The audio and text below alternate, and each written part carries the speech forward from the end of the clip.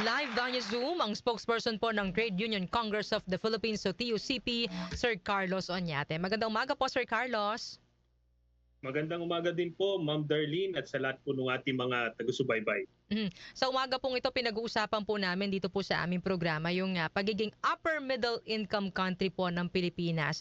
Para po ba sa TUCP, Sir Carlos, something to celebrate po ba itong pagiging upper middle income country po ng ating bansa? Kasi ito po yung sinabi ni Pangulong Ferdinand Marcos Jr.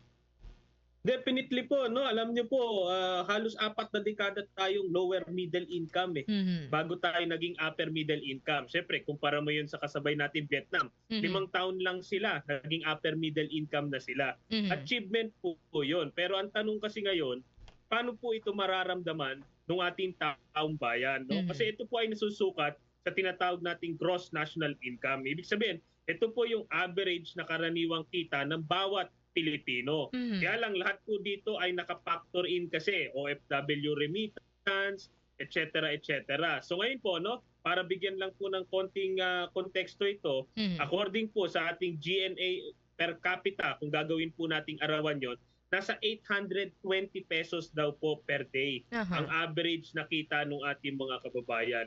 Napakalayo po nun para doon sa ating higit 5 milyon na minimum wage earners na ang kita lang nila 411 hanggang 695.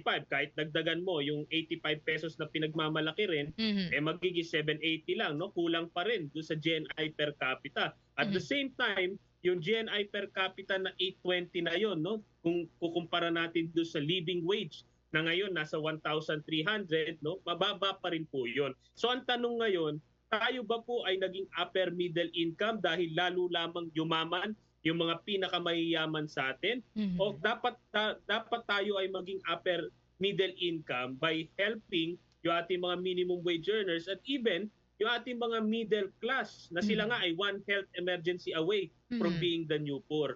So yun po yung mga katanungan na dapat sagutin ng ating mga economic managers.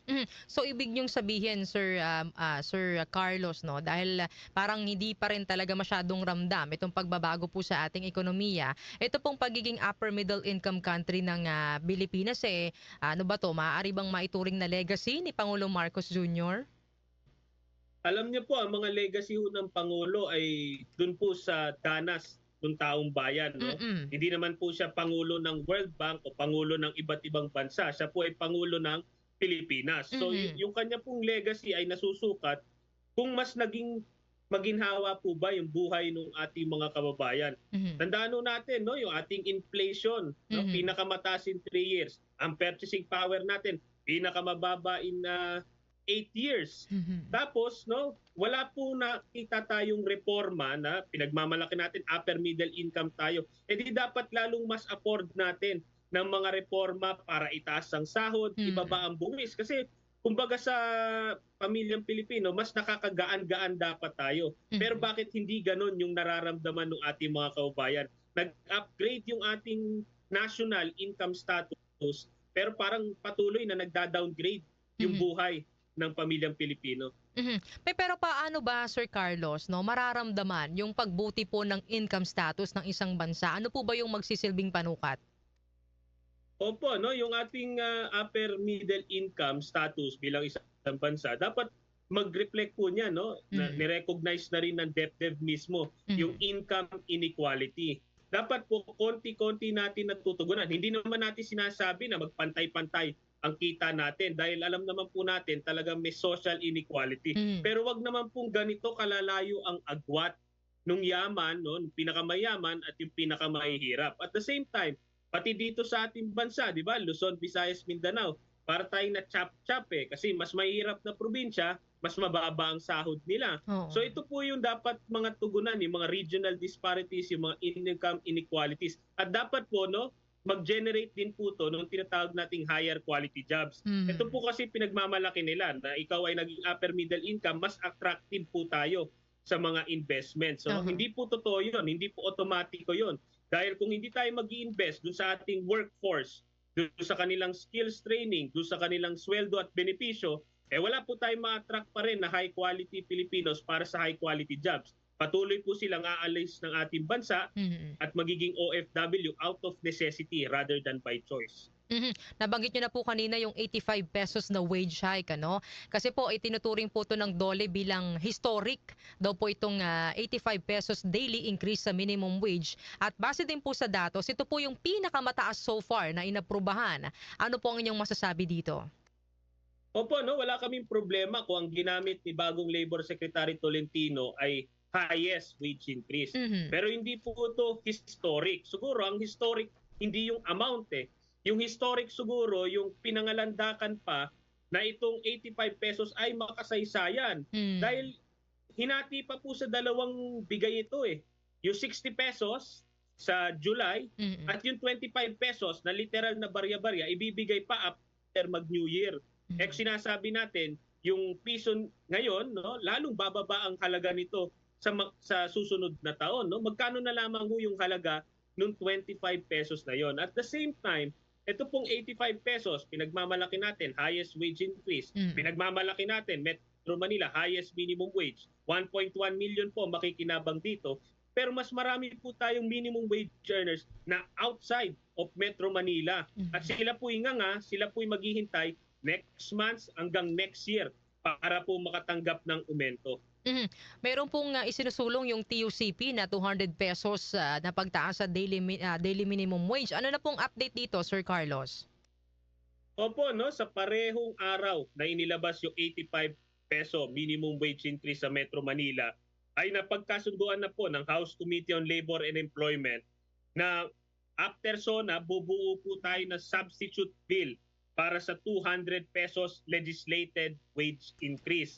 Inaasahan po natin na itong substitute bill po na ito ay mapapasada na po, no, sa plenaryo dahil pagdating ho ng after SONA, balik na po sa sesyon yung ating Kongreso. No? Wala pong excuse para hindi po ito aksyonan. At kung akala po ng Department of Labor and Employment na dahil po sa 85 pesos ay hihina na po ito, lalo lamang nitong paiinitin dahil yung 200 pesos po, ito po yung nawalang purchasing power, ito po yung kailangan matanggap ng ating mga kababayan. Sabi po ng mga negosyante, Sir Carlos, no, ay parang hindi daw po talaga nila kakayaning ipilit yung mas mataas na wage increase, especially po yung mga small, medium enterprises na posibleng magsara na lang kaysa po malugi. Ano po ang take ninyo dito?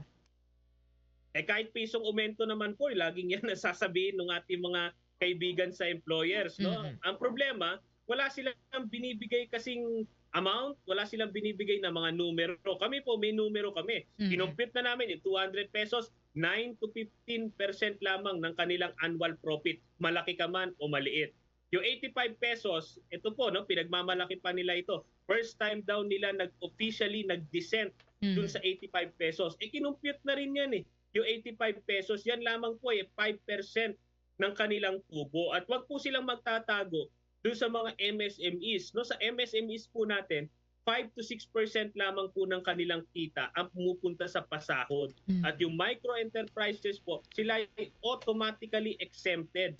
No ifs, no buts. Sila po ay automatically exempted from the minimum wage increase. So hindi po ito usapin ng kakayahan, ito po ay usapin ng kagustuhan nila mag-share ng portion ng kanilang kita sa kanilang mga manggagawa. Ano po sa tingin ninyo, Sir Carlos, yung mga dapat pang i-work out or i-improve po ng gobyerno sa kanila pong nalalabing taon sa kanila pong posisyon? Opo, no, 4 years into the Marcos administration, last 2 years, no, parang last 2 minutes sa basketball ito.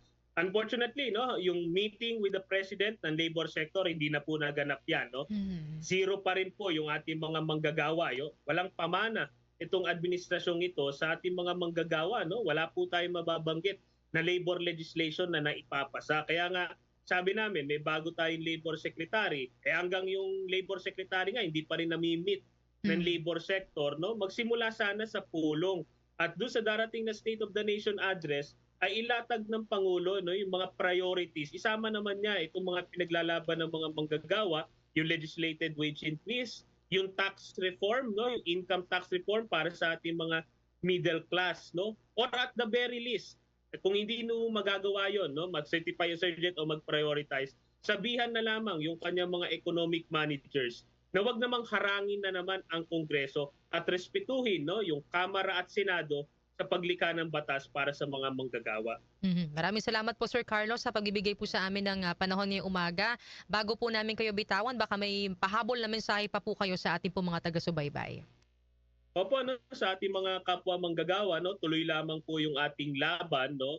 Ang daming mga sound bites ngayon, no, 85 pesos, historic increase, upper middle income status na tayo. Pero wala hong saysay yun kung yung ating araw-araw na pamumuhay ay para po tayong low income pa rin. Ang turing sa atin ng gobyerno, ang turing sa atin ng negosyo. Kaya tuloy lamang po yung laban natin lalo dun sa 200 pesos na legislated wage increase at tugunan din po natin yung panawagan ng ating middle class na bawasan naman yung kanilang buwis. Maraming salamat po at mabuhay po kayo. Maraming salamat po Sir Carlos sa pagsama po sa amin ngayong umaga. Salamat. Nakasama natin mga kanyusik ang spokesperson po ng Trade Union Congress of the Philippines o TUCP.